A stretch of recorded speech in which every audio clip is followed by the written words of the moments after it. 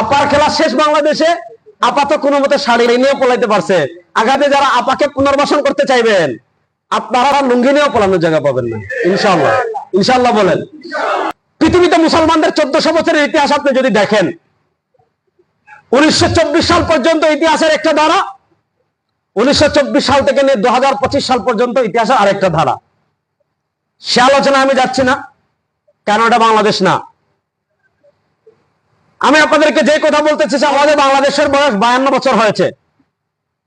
এই 52 বছরে বাংলাদেশের মুসলমানদের জন্য সবচেয়ে দুঃখের জায়গা কি জানেন? আমাদের মুক্তিযুদ্ধের দেশ স্বাধীন হওয়ার পর অত্যন্ত সূক্ষ্মভাবে আমাদের উপর 4টা মতবাদকে চাপিয়ে দেওয়া হয়েছে সংবিধানে: জাতীয়তাবাদ, ধর্মনিরপেক্ষতাবাদ, সমাজতন্ত্র, গণতন্ত্র। এই 4টাকে আমাদের মুক্তিযুদ্ধের চেতনা বানিয়ে এই 4টা সরাসরি ইসলামের সাথে সাংঘর্ষিক। আমরা যেমন ধর্মনিরপেক্ষতার বিরোধী, আমরা তেমন জাতীয়তাবাদের বিরোধী। আমরা যেমন ধর্মনিরপেক্ষতার সাথে আপোষ করি না, আমরা তেমন জাতীয়তাবাদের সাথেও আপোষ করি না, সমাজতন্ত্রের সাথেও আপোষ করি না, গণতন্ত্রের সাথেও আপোষ করি না। এটার নাম হলো ইসলাম। এখন আপনি রাজনীতি করবেন ইসলাম, আপনি কখনো সেকুলারিজমের দিকে দৌড়াবেন। আপনি রাজনীতি করবেন ইসলামের নাম নিয়ে, আপনি কখনো জাতীয়তাবাদের দিকে দৌড়াবেন। আপনি রাজনীতি করবেন ইসলামের নাম দিয়ে, কখনো ভারতের পারপাস সার করবেন। আপনি রাজনীতি করবেন ইসলামের নামে, আপনি কখনো অমুকের গোলামি করবেন, তমুকের গোলামি করবেন। আপনার ইসলামী রাজনীতি করার দরকার নাই, খানকা আছে বসে জিকির করেন।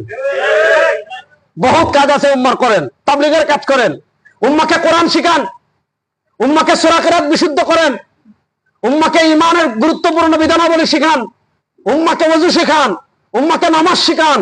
কিন্তু আপনি যদি সিয়াসা করতে হয়, ইসলামী রাজনীতি করতে হয়, আপনাকে ধর্মনিরপেক্ষতার বিপরীত দাঁড়াতে হবে, আপনাকে জাতীয়তাবাদের বিপরীত দাঁড়াতে হবে, আপনাকে গণতন্ত্রের বিরুদ্ধে দাঁড়াতে হবে, আপনাকে সমাজতন্ত্রের বিরুদ্ধে দাঁড়াতে হবে। মানুষের কোন তন্ত্রমন্ত্র ইসলামী রাজনীতিতে চলতে পারে না। আমাদের ফতোয়া অত্যন্ত ক্লিয়ার। আপনি মাকালাতুল কাউসারের 268 নম্বর পৃষ্ঠায় প্রবন্ধ পাবেন, হুকম মুহাওয়ালাতি ফাসলিদ দ্বীন আনিদ দাওলা। আর বর্তমানে অনেক মানুষ আছে তাবলীগে যায়,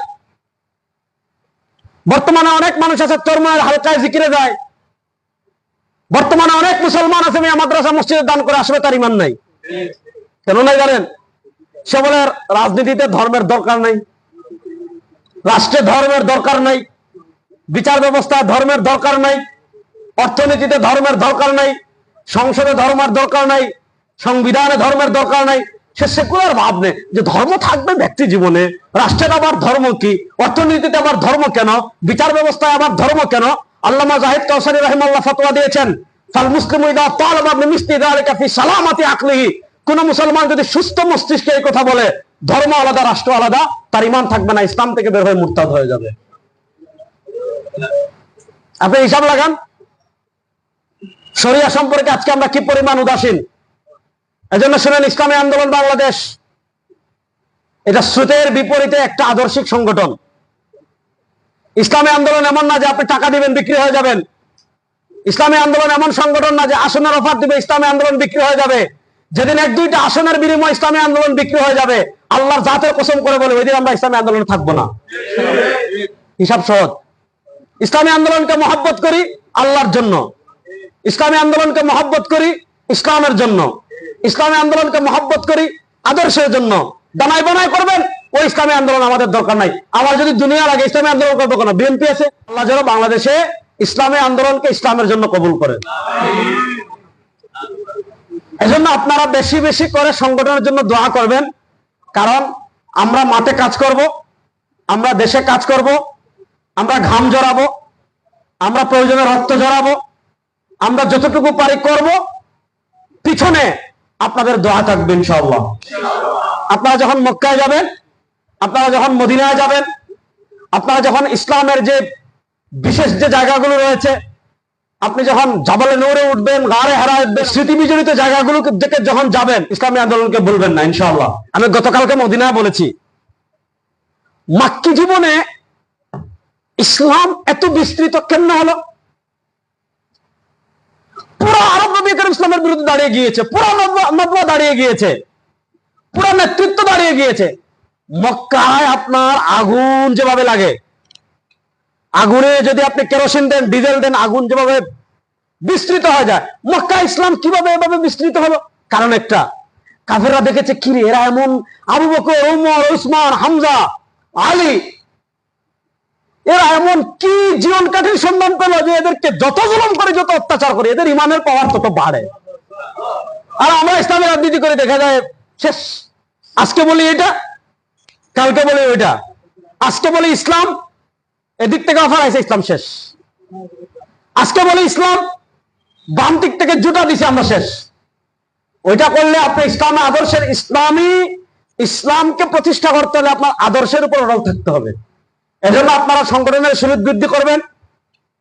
আর বাংলাদেশে 2024-এর জুলাই আগস্টের গণবিপ্লবে আমরা তো মুখ ফুলিয়ে বলি, কেউ বলেছে আমরা সাথে নাই, এটা আমাদের আন্দোলন না, ছাত্রদের আন্দোলন। কেউ বলেছে ওইটা, কেউ বলেছে ওইটা।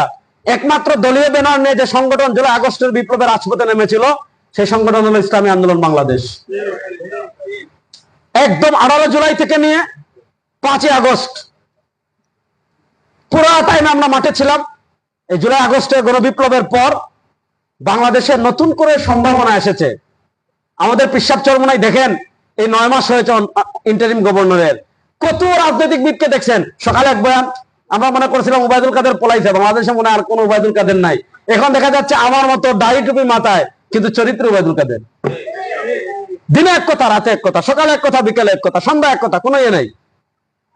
আমি যে কথাটা আপনাদেরকে বলবো, পেশাব চরমনায় বলেছেন ইসলাম, দেশ ও মানবতার পক্ষে, ভোটের বাক্স এবার একটা হবে ইনশাআল্লাহ। এখানে আরেকটা কথা বলি, ইসলামী আন্দোলন যে সংস্কার প্রস্তাবনা দিয়েছে, তার ভিতরে একটা গুরুত্বপূর্ণ প্রস্তাব, এটা শুধু ইসলামী আন্দোলন না, আরো অনেক রাজনৈতিক সংগঠন দিয়েছে, প্রবাসীদের ভোটের মূল্যায়ন, অর্থাৎ অনলাইনের মাধ্যমে বা ওয়েবসাইটের মাধ্যমে। কারণ আমাদের বাংলাদেশে আপনার সৌদি আরব হাঁটলে, মক্কায় হাঁটলে, মদিনা হাঁটলে, আমার মনে হয় বাংলাদেশি মানুষই বেশি, এত বাংলাদেশি মানুষ পাই। এই মানুষের ভোটের মূল্যায়নের দরকার আছে না নাই? আমাদের পক্ষ থেকে প্রস্তাবনা দেওয়া হয়েছে এবং আমরা আশা করছি ইন্টারিম গভর্নর, এখানে ইন্টারিম গভর্নরের সাথে সংযুক্ত অনেকেই আছেন, আমি পরিচয় দিচ্ছি না, উপর পর্যায়ে আমাদের সাথে আসছেন। আমরা তো রিয়াদ ভাইকে চিনি, রিয়াদ ভাই ছাড়া আরো আছেন। তো আমি এটা বলতে চাচ্ছি যে অন্তর্বর্তীকালীন সরকার এটা পজিটিভ, যে অবশ্যই প্রবাসীদের এই বিশাল ভোট ব্যাংক এটা পড়ে থাকবে রাষ্ট্র গঠনের ক্ষেত্রে। তো প্রবাসীদের আমরা আশা করছি প্রবাসীদের ভোটের একটা মূল্যায়ন হবে। প্রবাসীদের ভোটের যদি মূল্যায়ন হয়, হাত পাখাকে ভুলা যাবে না। ইসলামী আন্দোলন বাংলাদেশ ইসলামী দলগুলোকে এক করার চেষ্টা করছে এবং এক্ষেত্রে ইসলামী আন্দোলন যে পরিমাণ উদারতা দেখাচ্ছে, এটা অবিশ্বাস্য, আপনি চিন্তাও করতে পারবেন না। আপনাদেরকে বলবো, ইসলামী আন্দোলন বাংলাদেশ শুনেন, আপনি কাজ করবেন, দিন শেষে মূল্যায়ন হবে কাজ দিয়ে ইনশাআল্লাহ। যারা ইখলাসের সাথে আল্লাহর দিনকে বিজয় করার জন্য কাজ করবে, আর সমালোচনা কি পৃথিবীর কোন পরাশক্তি তাদেরকে আটকাতে পারবে না ইনশাআল্লাহ। সুতরাং আমরা দেশের আমাদের নেতা পেশাব চরমনাই যে মেসেজ আমাদেরকে দিয়েছেন, আমরা প্রবাসের অন্যান্য ইসলামী সংগঠনের নেতৃবৃন্দ যারা আছে তাদের কাছে এই মেসেজ পৌঁছাবো, তাদের কর্মীদের কাছে এই মেসেজ পৌঁছাবো, এই বার্তা পৌঁছাবো যে এবার ডেমোক্রেসিও না, এবার ধর্মনিরপেক্ষতাও না, এবার জাতীয়তাবাদও না, এবার হবে ইসলাম ইনশাআল্লাহ। আল্লাহ তাআলা ইসলামের পক্ষে আমাদের সবাইকে কবুল করুন। আল্লাহ তাআলা দিন বিজয়ের এই কাফেলায় শরীক হওয়ার তৌফিক আমাদের সবাইকে দান করুন। সর্বশেষ ইসলামী আন্দোলনের মুহতারাম আমির, আমাদের সকলের নেতা মুফতি সৈয়দ মোহাম্মদ রেজাউল করিম পীর সাহেব চরমনাইয়ের পক্ষ থেকে, ইসলামী আন্দোলন বাংলাদেশের কেন্দ্রীয় কমিটির পক্ষ থেকে, আর আমাদের যে সংগঠন, যদি এখানে অনেকে এই সংগঠনের সাথে জড়িত না, তারপরেও বলে আমাদের জাতীয় উলামা শাইখ আইম্মা পরিষদের পক্ষ থেকে স্পেশালি আপনাদের সবাইকে মুবারকবাদ, ধন্যবাদ। এই বাংলাদেশ থেকে হাজার মাইল দূরে এসে আপনারা সংগঠনের জন্য এত সময় দিচ্ছেন, আপনারা চেষ্টা করছেন। আল্লাহ আপনাদেরকে উত্তম বিনিময় দান করুন। আল্লাহ তাআলা আমাদের সবাইকে বাংলাদেশে ইসলাম বিজয়ের মুজাহিদ হিসাবে প্রত্যেককে কবুল করুন। আবার আপনাদের সাথে দেখা হবে, কথা হবে। নাসাবতু ফামিনাল্লাহ ওয়া ইন আখতাতু ফামিন্নি ওয়া মিনাশ শাইতান।